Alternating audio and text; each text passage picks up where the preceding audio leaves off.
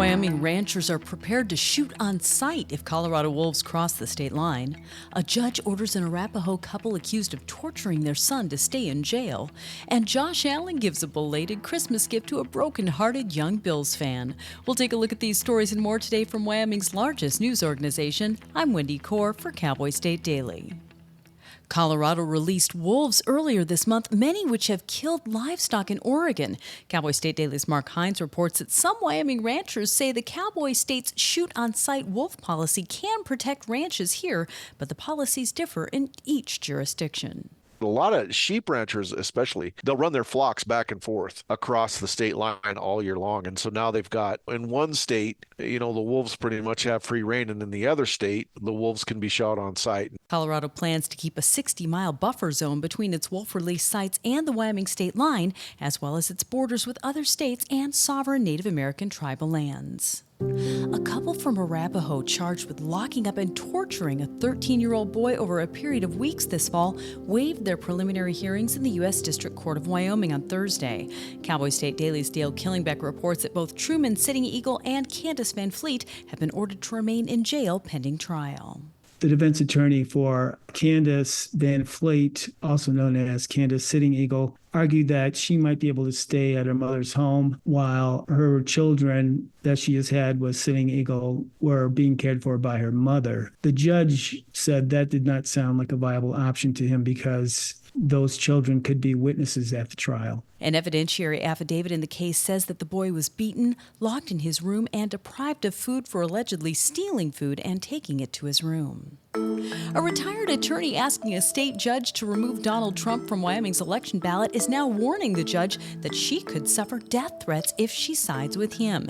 Cowboy State Daily's Claire McFarland reports that Tim Newcomb issued the warning in a Wednesday response to filings by Secretary of State Chuck Gray, in which he also urges Gray to resign.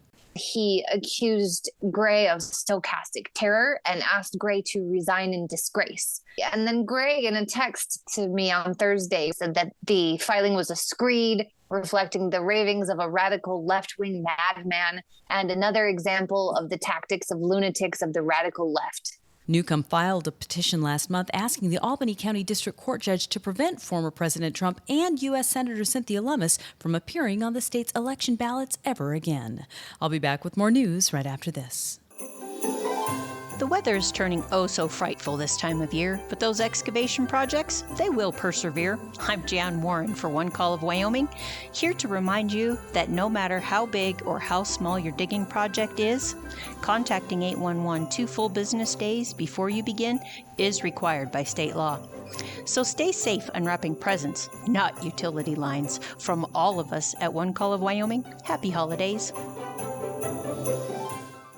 Well, not only will Lura Green have to serve 5 years in prison for setting fire to a Casper abortion clinic, she'll also have to pay nearly $300,000 in restitution for damage that pushed the clinic's opening back nearly a year. Cowboy State Daily's Leah Wolfson reports that this is the final part of the 22-year-old's sentencing for breaking into the Wellspring Health Access Building in Casper in May of 2022, dousing it in gasoline and setting it on fire.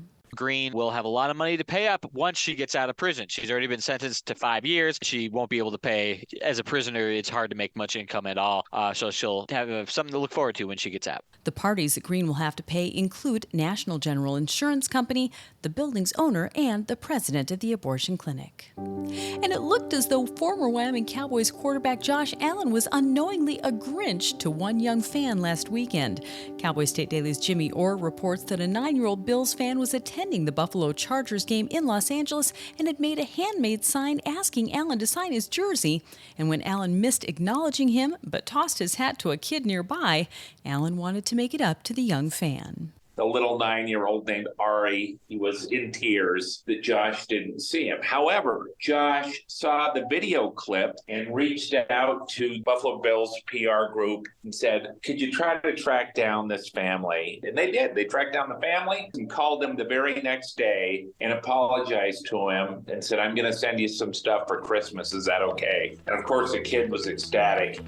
And that's today's news. You can get your free digital subscription to Wyoming's only statewide newspaper by hitting the subscribe button on CowboyStateDaily.com. I'm Wendy Kaur for Cowboy State Daily.